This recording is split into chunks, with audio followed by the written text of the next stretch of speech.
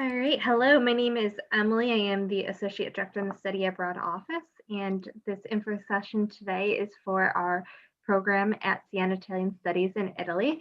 I'm joined by my colleague, Wes Kennison. Do you want to introduce yourself?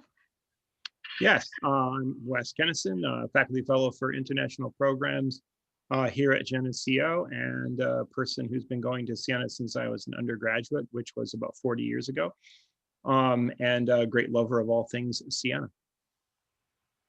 And then Chris and Madison, can you introduce yourselves a little bit about yourself, like major, year, the usual stuff, but then also maybe if you could share when you went abroad, as well as a highlight of your time abroad and a challenge from your time abroad. So I know I'm throwing a lot at you, but maybe I'll have Chris, I'll have you go first. Yeah, definitely. I can start. I'm a junior accounting major and have a data analytics minor. My first time studying abroad in Siena was the summer of 2019, and then I enjoyed my time at Siena Italian Studies so much that I went back the spring of 2020.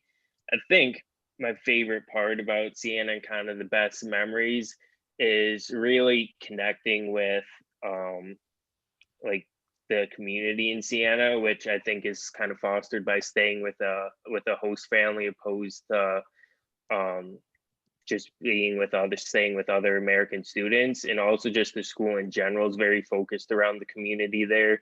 And like most of the professors and the faculty are actual Sienese people, or at least from Italy. So you kind of they can kind of take you on a lot of behind the scenes stuff, which was what I enjoyed most. What was the challenge for you during one of your two study abroads? I mean, I think the biggest challenge, I guess, is, that's a good question. I don't know. I think the language is always a challenge, but it definitely makes you use your resources. And you're kind of always thinking and aware of what's going on and using like other communication skills. Did you know any Italian before you went, Chris? No, I didn't know any the first time, and then I knew a little bit the second time, and it helps even knowing just a little bit. Mm-hmm. Yeah. You gotta at least know your Italian food, right? Yeah, definitely. Madison, do you want to introduce yourself? Yeah, I'm Madison Waddell. I'm a senior education major with a human development concentration. I studied abroad last spring. I think my favorite part of Siena, I think like Chris said, like just being involved with everybody and like meeting all of the people. And I'm still in connection and constant communication with all of like my teachers and people that work at the school. So that's like really awesome to still be in contact with those people. I think also like Emily just said, the food is amazing and I'm so obsessed with it. Chris and I always send each other videos about different Italian food that we want to make. So that's definitely a plus. I think for both Chris and I, a big challenge was COVID, obviously, and having to come home for that. But like Chris said, the language is also a tough barrier, especially at first, but you get used to it and you learn to like figure it out and use hand signals or whatever you can to communicate with other people. Like communication at first, especially with like my host mom, was a little bit tough, but she was an English teacher at the college, so she knew English really well. But I think just like adapting to the Italian culture living situation, I guess, with like water usage and all of that is interesting. But that's all. Yeah, electricity, heat. They have to be more conservative about it, which is probably smart. Yeah, for sure. So, and Wes, jump in on any of this stuff. But Siena is located in the north, not quite north, but more northern part of Italy, right in that kind of Tuscany region in general. And you know what? I feel like I've been to Siena and I had the privilege of going to Siena, but I feel like if any of you guys want to jump in, I feel like you guys might be able to describe the city better. Leaving it open to whoever. Well, one of the things about the second bullet, the medieval architecture and heritage, is that Siena was a hospital city during World War II, which means that they painted a great big red cross in the central piazza so the Allied bombers would not bomb it and bust it all up. And a lot of the Italian cities suffered a lot of damage in World War II, but because it was a hospital city, Siena really does pretty much retain its basic street map and architectural structures that have been there literally since the 15th century. And so it really is a place where you do get a sense of the long history, and you sense that in the architecture and how people live in that space and move through it. It's a walled city, so one of the projects that you can help volunteer with while you're there is helping to restore the medieval walls. So that's a really interesting part of the city. It's a very walkable city. It's not a huge city by any means, and it's not nearly as touristy as other cities. But it's a very like, I felt like when I visited, it had a very like intimate feel. You could kind of walk and see a lot of the city pretty easily by foot. And you're about an hour from Florence, a little bit further from Rome and Pisa. So you're really centrally located to a lot of other sites in Italy. And I think one of the fascinating parts about Italy in general and studying in Italy is just the regionality within Italy. And each region of Italy has its own kind of subculture, its own food, its own pasta, its own language, or, you know, dialect of Italian that it uses. So it's just interesting to see this kind of subculture that is Siena. Yeah, I'd ask you what it's actually like to live in a hill town. Okay, that you always get to come home in better shape than you left, because in Siena everything is up and down a hill everywhere you go. Definitely, I'd always walk home from school just straight up a big hill. I'd be so hungry when I get home after walking the hill. Yeah. But I'd be greeted with my host mom's cooking, so it's perfect. So here's some scenes from around the city. You want to talk a little bit, I mean, we'll get to it at the end, but a little bit about the Piazza West and the tradition of horse racing? Yeah, Siena is unique in a lot of ways, actually. When you travel around Italy and you chat with people around Italy, they all know Siena, and they all think that Siena is crazy in a kind of good crazy sort of way. But Siena retains, is unique in Italy in the sense that it retains a very ancient social structure. That is to say, the city is divided into 17 neighborhoods. The fancy word is contrada. Okay, so you live in a contrada, and the contrada is actually something that is part of your identity. Okay, as much as anything about you, your family name, how you look. Your contrada is a part of your identity, and for centuries, the neighborhoods of the city have competed twice every summer in a horse race called the Palio, which is named for the sort of cloth banner that's the prize. And what they do is they ride 3 laps around the central piazza of the city, where they bring in, prior to the race here, an awful lot of dirt. Emily, you got to go the other way with the arrow. Oh, because sorry. Because one of the cool things is that they go the opposite way that the horses normally go. The track is in the shape of a D, with some very sharp turns. There's no betting on the race. If you, in the neighborhood, if you win a race, it costs you lots of money. If you lose a race, you lose lots of money. And you do a lot of eating and singing during the 4 days leading up to it. It is the most exciting thing in sports that you can ever experience in your life. And it's the hardest thing to describe to people when you come home, because it is just so weird.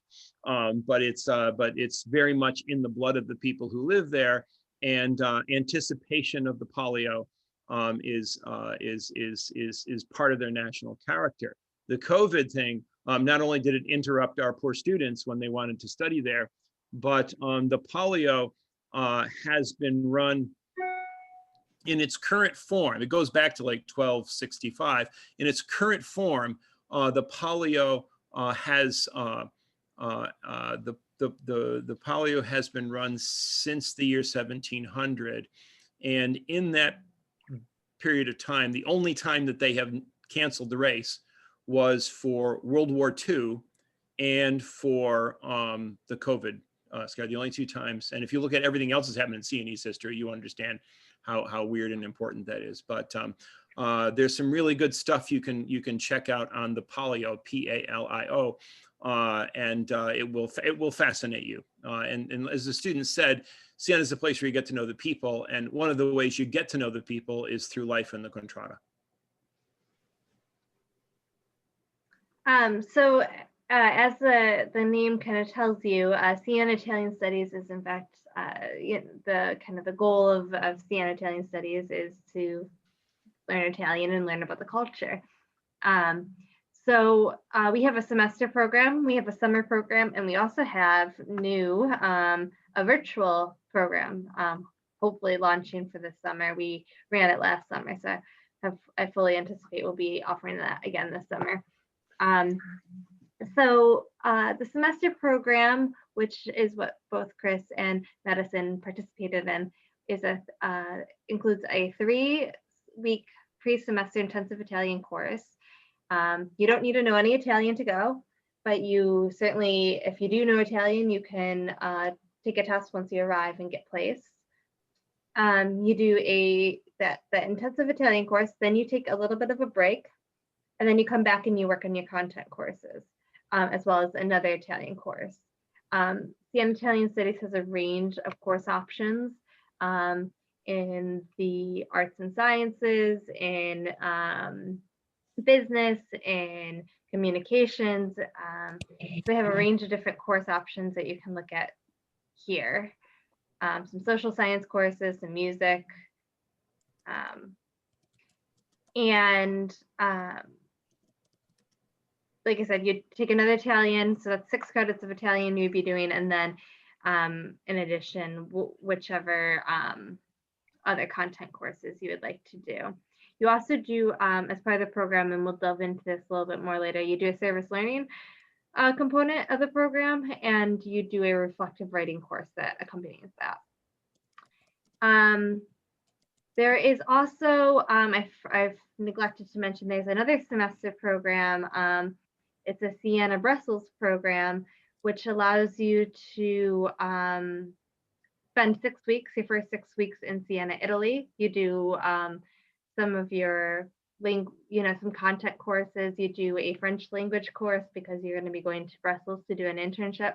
So they got to be working on your French. You do a 1-credit Italian course. You don't need to know French. You don't need to know Italian to do this program. And then you spend the remaining 8 weeks in Brussels, Belgium, completing an internship. So that's an option. But for the semester program, like I said, you would do 1 to 5 hours a week of service in a variety of different capacities. And so this is the idea of, you're getting language instruction in school, you're getting language instruction at home, you're also getting language experience through your volunteer experience. The other thing that makes this program super unique is that your content courses are largely taught in Italian. There's no expectation that you need to know Italian, and this sounds super intimidating to somebody who hasn't done this before, but they try to incorporate the grammar that you're learning just in the regular classroom space. They incorporate Italian as much as possible. They use cognates. They use in the style of instruction, they like I said, they teach you some of the Italian that you'll need to know in order to make the most and fully understand your content courses.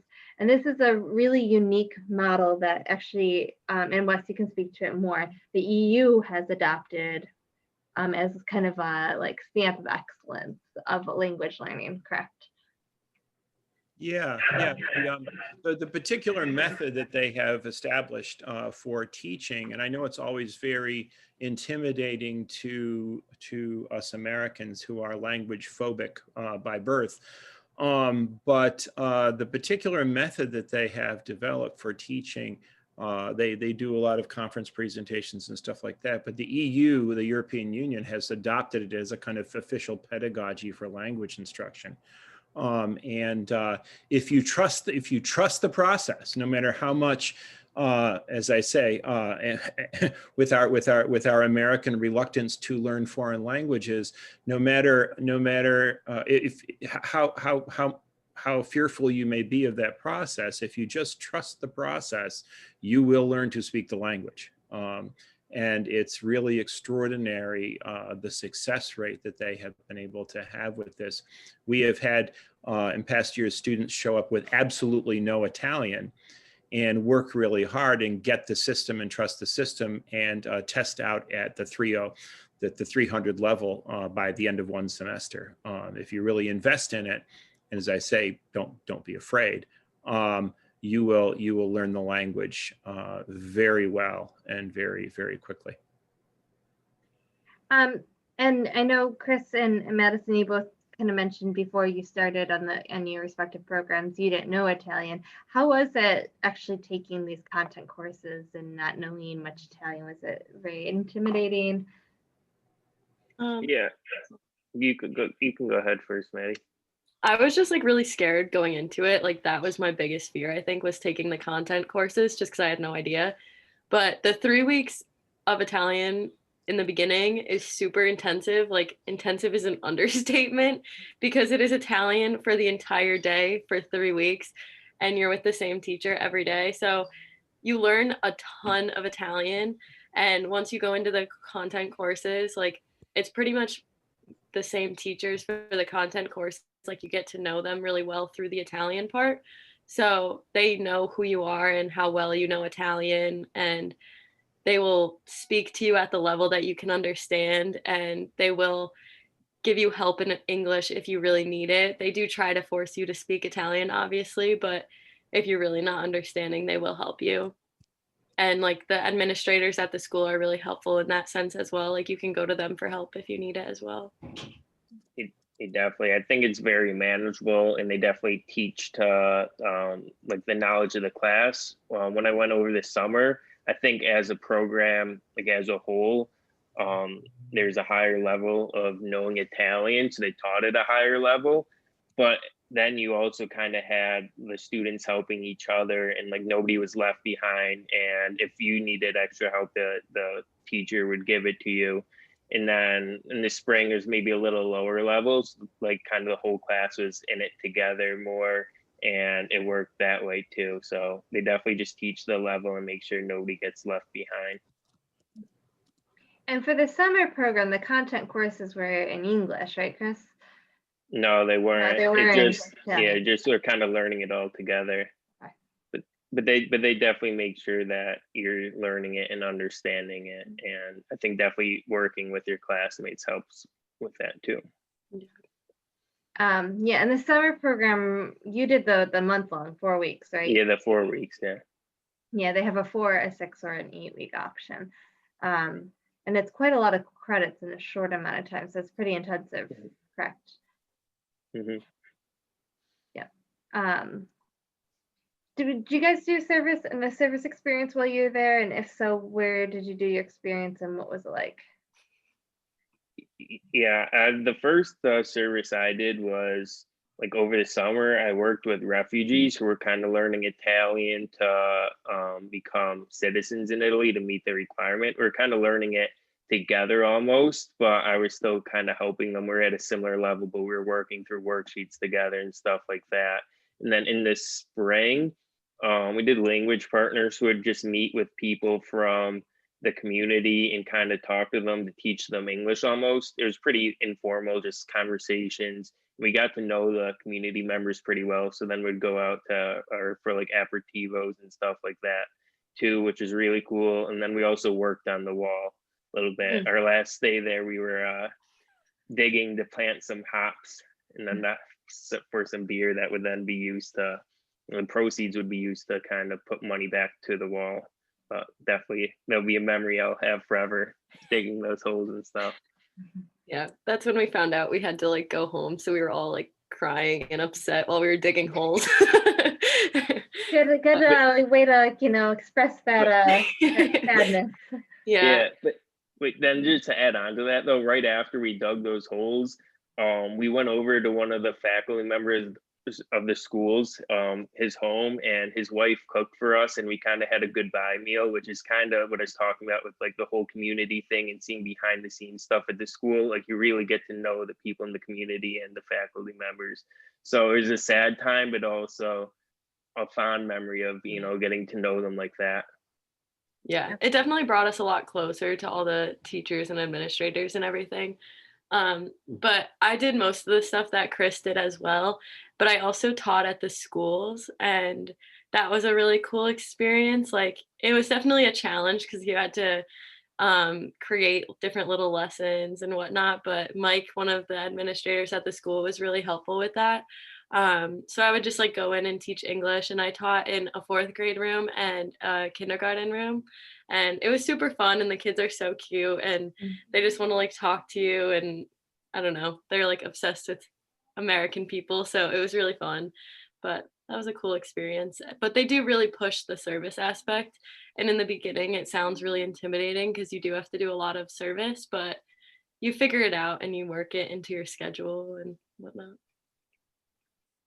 And there is a YouTube video. It's also on our application page, I believe, that kind of walks you through the school. I won't pull it up right now, but so as you heard them talk about a little bit before, you would stay with a Sienese family.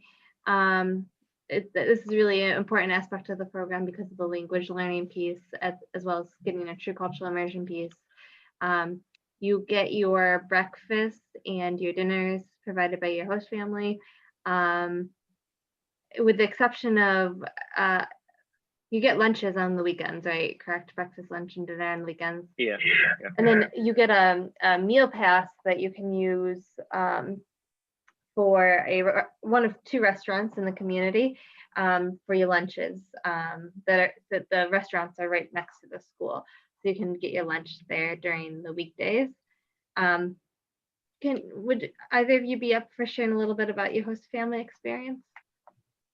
Yeah, I mean, I talked about it at the beginning a little bit. I stayed with the same host family over the summer, and then again in the spring semester, and I definitely developed a pretty close relationship to them. And I had my host mom spoke no English, and then my host dad, and I had a host sister who spoke some English. Was a great mix of you know, speaking Italian when I was at the house, but also being able to rely back on English if I needed it. And all the stereotypes about, you know, that food being good is definitely true. My host mom definitely cooks some good meals, and is definitely a place that I enjoyed being. Felt a lot like home. Yeah. My host family was just a woman, and she was an English teacher at the college, and she actually had previously taught at SI, like Siena Italian Studies. So most of the teachers at the school knew who she was and loved her. So she was super nice and inviting. They definitely like are used to having hosts, like having to host students. So they have like rules set in place, at least mine did, which are like easy to follow and whatnot, but it's just a little bit different culturally than it is here. But the food, like Chris said, is amazing, and I'm vegetarian, and she made meals like that I could eat every night and was really good about having food for me. Super nice. And then I also had 2 boys that went to a different school in Italy that were also staying with my host mom, and that was really fun because they were American. So like I got to meet all the kids at SIS, but I also got to meet all the kids at their school too, which was really nice and a really cool experience. Yeah. One important thing to make about the host families, the way that this program does it, is that they actually don't just like randomly advertise for host families. All of their host families they get through word of mouth recommendations.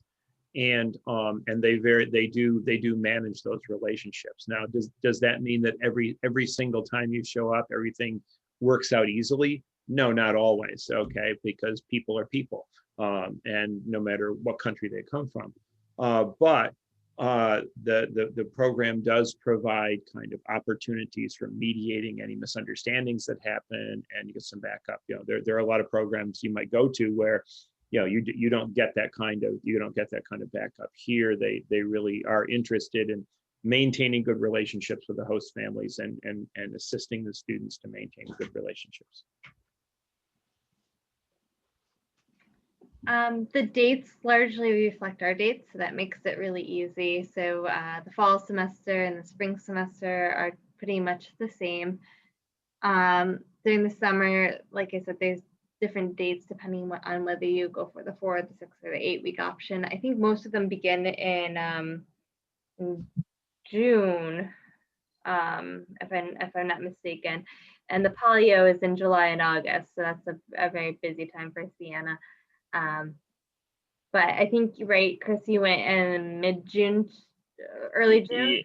Yeah, I think it was the first week of June to the first week of July. So I was there for the polio, but it was one of the last days I was in Siena. Yeah.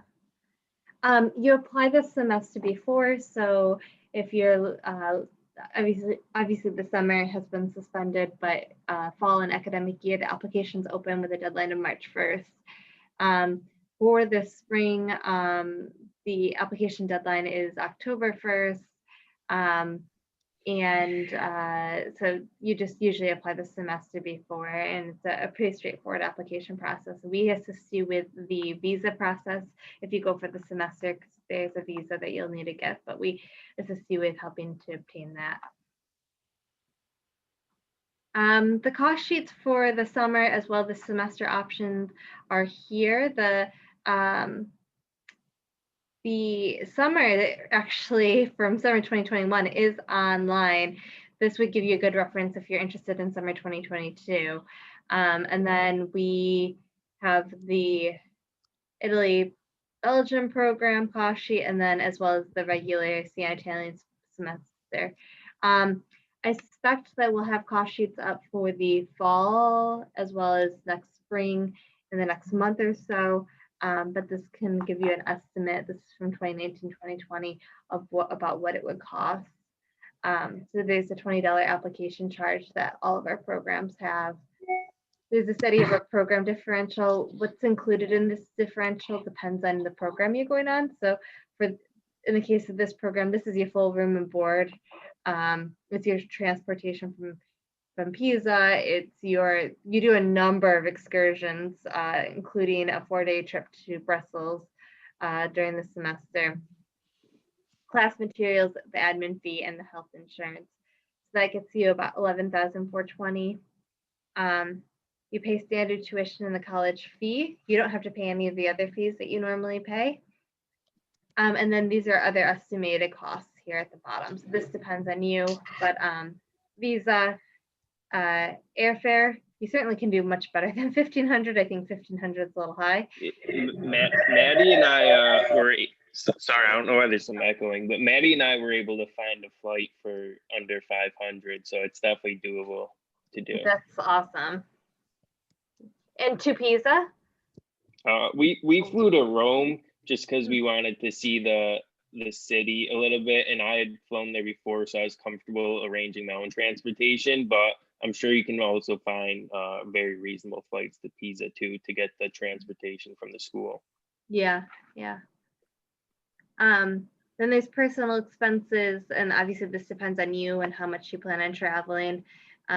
What kind of traveler you are. Are you going to stay in a hostel? Are you going to be staying in a hotel? Are you going to eat out every night? That sort of thing.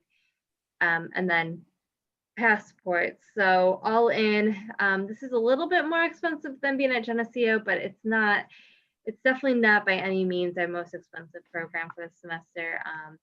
Certainly they say it's about $12,000 to $13,000 to be a residential student at Geneseo, so it's a little bit more expensive.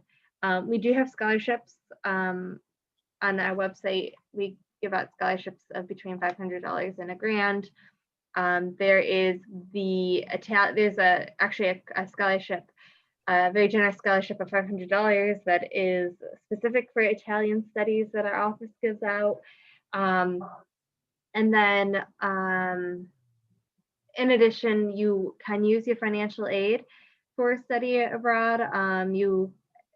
Particularly this semester, you can, as long as you're taking degree applicable courses and following all the normal financial aid rules you need to follow, you can usually sometimes even get additional aid. Usually that's in the form of loan money. And then if you're going on the summer program, as long as you take 6 credits, which all of Siena's programs are at least 6 credits, you can access your aid over the summer. It does deduct your overall aid package for the year. But that's something to keep in mind. And if you're a Pell Grant recipient, you can get additional aid during the summer. And then just real quick about our virtual program through Siena Italian Studies. We don't have it up yet. Like I said, we're just finalizing things for that, but I fully suspect we'll have it listed here shortly as a summer program. And we have a variety of different options for virtual programs. And maybe Wes, do you want to speak a little bit about what a virtual program is? I know that a virtual study abroad, it's like, what's that? Yeah. Well, one of the things is that the idea is, as we speak, developing and growing, and the dialogue around it is really interesting. Obviously, when the COVID shut everything down for programs all around the world, one question came up is how do we still leverage and take advantage of all these relationships? And so the concept of virtual study abroad initially happens as a kind of a stopgap to get us through COVID. But at Geneseo, I think we've discovered something much richer and deeper and more sustainable in all of that. In that we want, what we want to do is we want to see, if we stop and think about, what are the advantages of traveling to Siena and taking a course, taking a program there? What do I get to experience in being surrounded by that community? I obviously can't access all of that through a computer screen, but what can I access that I'm not accessing now? Okay. And so one of the things a virtual study abroad attempts to do is to build a lot of extra context into instruction by leveraging relationships with people on the ground and resources on the ground, and in a sense, kind of building a little virtual traveling into the courses that at least get some of that experience of being there. Now, for people that aren't able to travel, the virtual experiences can give you a really good taste of what it is to travel. However, even for those people who do travel, the virtual courses are a fabulous preparation for going, or a fabulous way to, in a sense, kind of continue your relationship, especially as it manifests itself in your studies after you've come back. And so we look forward to really building a kind of rich tradition of virtual study abroad at Geneseo that will act as a real supplement to bridging the gap between our study abroad partnerships and our life back here at Geneseo. Yeah, thank you. And when you would apply for these would be by April 15th, and there is a scholarship for these experiences. It's these programs sometimes cost just a little bit above and beyond Geneseo tuition. So the idea behind this scholarship is to help offset those costs and make it pretty much almost a similar price to participating in the Geneseo program, just a regular Geneseo course, while getting that kind of richer experience of a virtual study abroad. And so that pretty much wraps up the presentation. Is there anything else that I'm missing out that you feel that I should share? Any of you? Not that I can think of right now. I would just say, like, to speak about the visas a little bit. Like, Hmm. just get started on that really early and plan it out because you do have to make a trip to New York City to get the visa.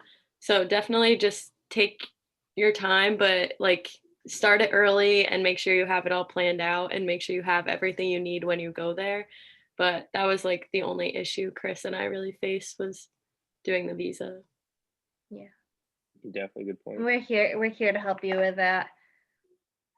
I'd like to build on a point that Madison made earlier. Okay, and that has to do with when she pointed out that she's still in touch with folks. Okay, one of the things that the technology now allows us to do is to maintain and grow and develop the friendships that we make in a study abroad experience over time.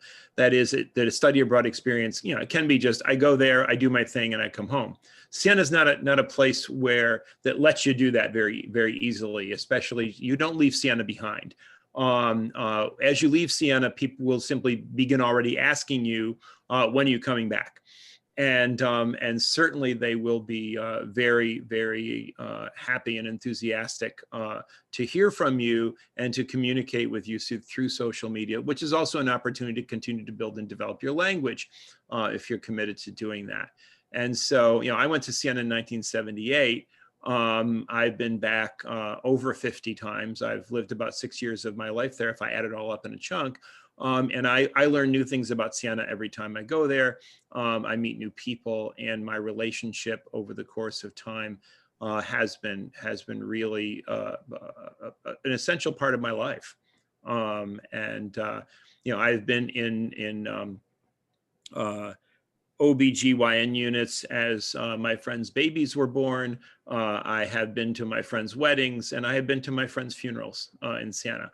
And to feel like you're part of the community that way. My dad passed away this week, and my Facebook was overloaded with Italians wishing me well and wishing my family well through that experience. And so I would hope that that you'd want to go out and explore the possibility of forming a permanent relationship with Siena in Italy.